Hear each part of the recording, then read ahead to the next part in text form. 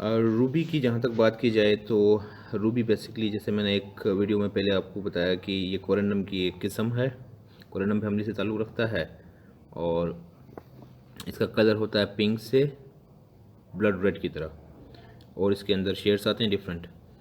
और रूबी एक Latin word से निकला है जिसका मतलब है रेड, और इसका जो कलर आता है वो एक एलिमेंट है क्रोमियम, जिसकी वजह से इसका रेड कलर आता है।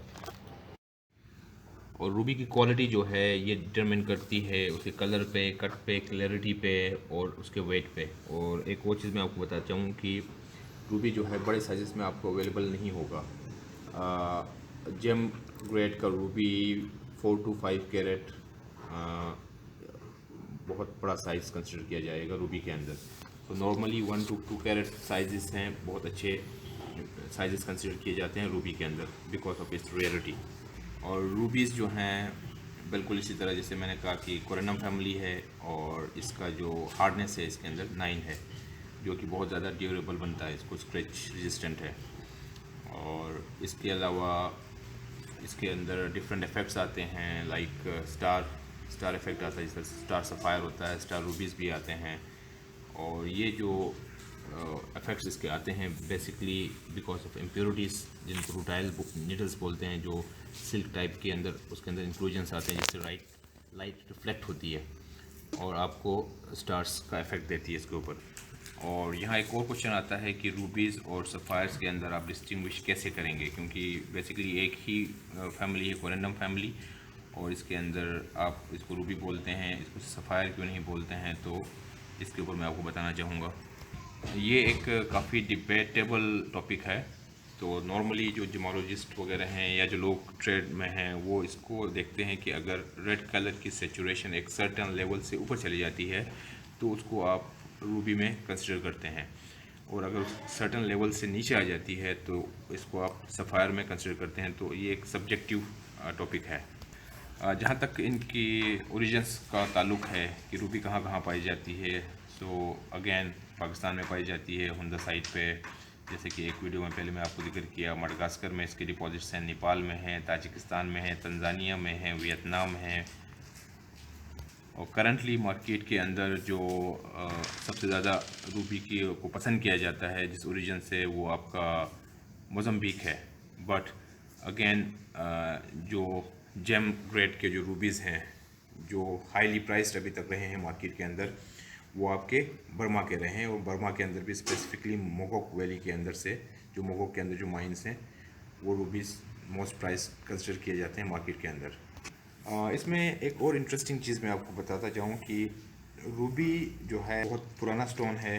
इसको समटाइम्स लोग स्पिनल से कंफ्यूज करते रहे हैं पहले हिस्ट्री में। शायद आपने नाम सुना हो ब्रिटिश प्रिंसेस रूबी का, जो कि ब्रिटिश इंपीरियल स्टेट क्राउन के अंदर लगी हुई हैं। वो बेसिकली रूबीज़ नहीं है, वो स्पिनल्स हैं। लोग इनको रूबीज़ और स्पिनल्स को कंफ्यूज कर रहे थे। तो अब ऐसा नहीं है, लेकिन जो हिस्ट्री में बहुत सारी चीज़ें चलती आ रही हैं और लोग रूबीज़ और स्पिनल्स को ओपनली मिक्स करते रहे हैं, क्योंकि स्पिनल्स एक ख़ास सिचुएशन के बाद उनका जो कलर है रूबी का कलर ऑलमोस्ट सिमिलर हो जाते हैं। एक और ओरिजिन है अफ़गानिस्तान से भी रूबीज़ आ रही हैं, बट वो पिंकिश शेड में है, रेड शेड में बहुत कम आ रही हैं। लास्ट वीडियो में मैं आपसे ट्रीटमेंट्स के ऊपर बात नहीं कर सका सफ़ायर की, क्योंकि ये कोरंडम फैमिली है। तो मैं यहाँ पे आपको ट्रीटमेंट्स के हवाले से कुछ बताना ज़रूरी समझूँगा। तो रूबीज़ के अंदर जो सबसे ज़्यादा कॉमन ट्रीटमेंट है वो है हीट ट्रीटमेंट है। तो बेसिकली क्या किया जाता है कि रूबीज़ के अंदर जो इंक्लूजन्स होते हैं या पार्टिकल्स होते हैं उनको रिमूव करने के लिए उसको हाई टेम्परेचर पे, to be more precise 1800 degree centigrade पे उसको 20 to 30 मिनट्स के लिए उसको हीट किया जाता है। उससे उसके अंदर जो सिल्क वगैरह होते हैं वो डिमिनिश हो जाते हैं और डिसअपीयर हो जाते हैं, मेल्ट डाउन हो जाते हैं। तो उससे उसकी जो क्लैरिटी इन्हांस हो जाती है। इसके अलावा जो ट्रीटमेंट है, वो जो फेमस ट्रीटमेंट है उसको आप लेड ग्लास फिलिंग बोलते हैं, जो बेसिकली जो कोरंडम के अंदर या रूबी के अंदर जो फ्रैक्चर्स होते हैं या फिशर्स होते हैं उसको लेड ग्लास से उसको अंदर फिल किया जाता है हाई टेम्परेचर और प्रेशर पे। उससे भी इसकी क्लैरिटी और उसका जो कलर है वो इन्हांस किया जाता है। तो बेसिकली ये जो प्रोसेस है पूरा, ये 4 स्टेप्स का प्रोसेस है। सबसे पहले तो जो स्टोन है उसको प्री पॉलिश किया जाता है ताकि उसके सरफेस के ऊपर जो इम्प्योरिटीज़ वगैरह हैं जो इसके प्रोसेस को अफेक्ट कर सकती हैं उसको रिमूव किया जाता है।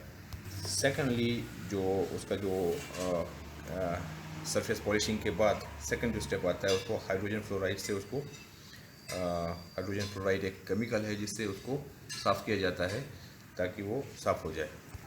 और थर्ड स्टेप में क्या करते हैं कि उसको जो स्टोन होता है उसको हीट करते हैं हाई टेम्परेचर पे 1400 डिग्री सेंटीग्रेड प्लस माइनस पे इसको हीट करते हैं। और उससे ये होता है कि इसका जो अंदर इंक्लूजन्स होते हैं, रूटाइल्स होते हैं, सिल्क्स वगैरह हो जाते हैं, वो मेल्ट डाउन होते हैं।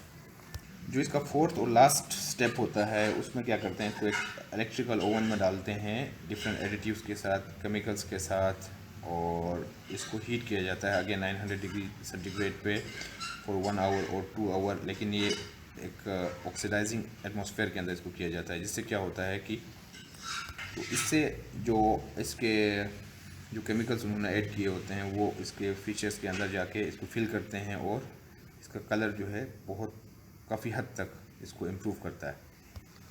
आखिर में मैं आपको प्राइसिंग के हवाले से बताऊंगा कि रूबी एक तो 1 carat is a good size for ruby, और 5 कैरेट अगर आपको जेम ग्रेड में मिल जाता है तो ये बहुत ही बड़ा पीस होगा। और 1 कैरेट का अगर आप प्राइस देखेंगे तो अराउंड एक जेम ग्रेड मटेरियल आपको होना चाहिए अप्रॉक्सीमेटली $500 to $600 इसकी स्टार्टिंग प्राइस होगी, जाके $2000-3000 अ कैरेट तक जा सकता है। और इसी तरह जैसे जैसे इसका साइज़ बढ़ता जाएगा और ओरिजिन के हिसाब से, कलर क्लैरिटी के हिसाब से इसकी प्राइस बढ़ती जाएगी।